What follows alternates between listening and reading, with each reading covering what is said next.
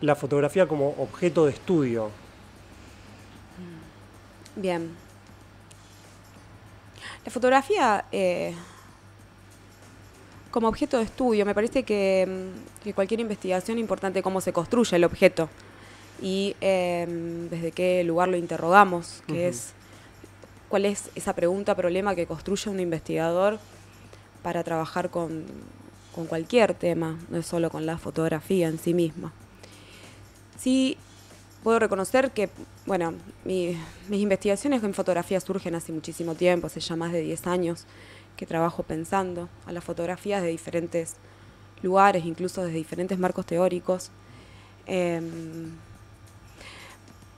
Y creo que, por suerte, en los últimos años hay como mayor cantidad de trabajos que desde la academia, estoy hablando principalmente, se están centrando en el estudio de la fotografía. La fotografía es una imagen, es un modo de representación, también es un medio de comunicación y es principalmente un modo de construir sentido, ¿no? En lo que me parece importante pensar siempre la naturaleza de esa imagen, porque ahí está, o se va a centrar en qué sentidos transmite o qué sentidos posibles se pueden construir a través de la fotografía. No es lo mismo un dibujo, no es lo mismo una imagen en movimiento, no es lo mismo una fotografía. Fotografía es captación de la luz en un instante, ¿sí? Es un corte en el espacio-tiempo. Entonces lo que vemos es un instante que le podemos a veces hacer decir cosas que no dice, ¿no? Esto de como no hay relato, quiero decir, la diferencia de la imagen en movimiento, donde uno tiene un transcurrir del acontecimiento, vemos el devenir de un suceso o de un hecho. La fotografía, en cambio, en esto que tiene de mágico, ¿no? Cualquier persona que ha experimentado con la fotografía, no solo los que podemos estudiar, yo también he trabajado con fotografía y tiene esa cosa mágica, ¿no? De ese instante. Que me parece que hay que pensar, hay que considerar la naturaleza de las imágenes para poder pensar y construirlos como objetos de estudio, como objetos de análisis, como objetos artísticos. Pienso que el pensamiento sobre la fotografía es importante tanto para los que la estudiamos como para los que la producen o producimos, me incluyo.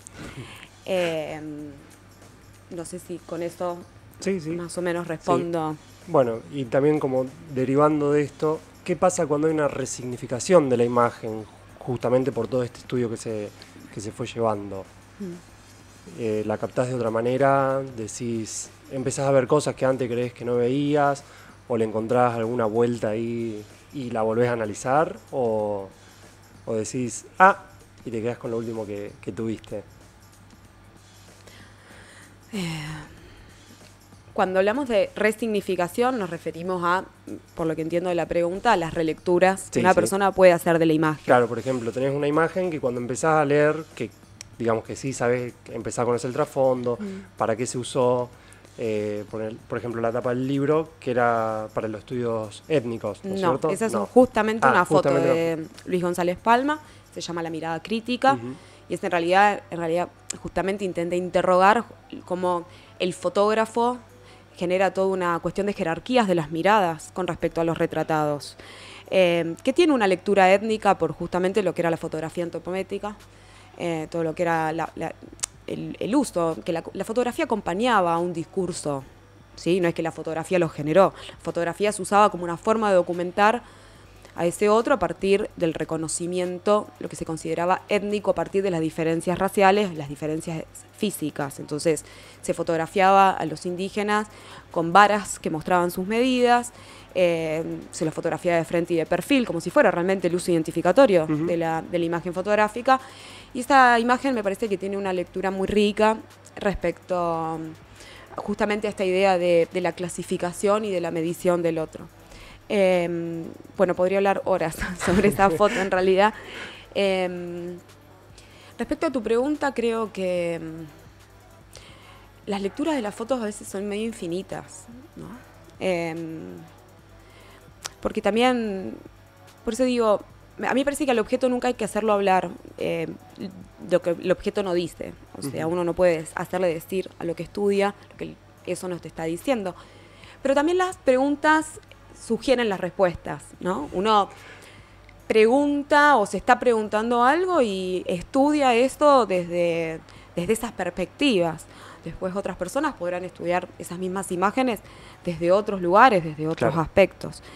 Sí me parece importante muchas veces cuando uno estudia en fotografía es hacer una reconstrucción, como vos bien decías, de qué usos se dieron, o sea, cuál fue la motivación de esa imagen, dónde circuló. Eso sí me parece súper interesante. Hay personas que trabajan arduamente desde esos puntos de vista, incluso, por ejemplo, cuando trabajamos fotoperiodismo y hacemos la reconstrucción de cómo circularon las imágenes en los medios. Eso me parece que puede ser un análisis muy rico respecto al estudio de la fotografía.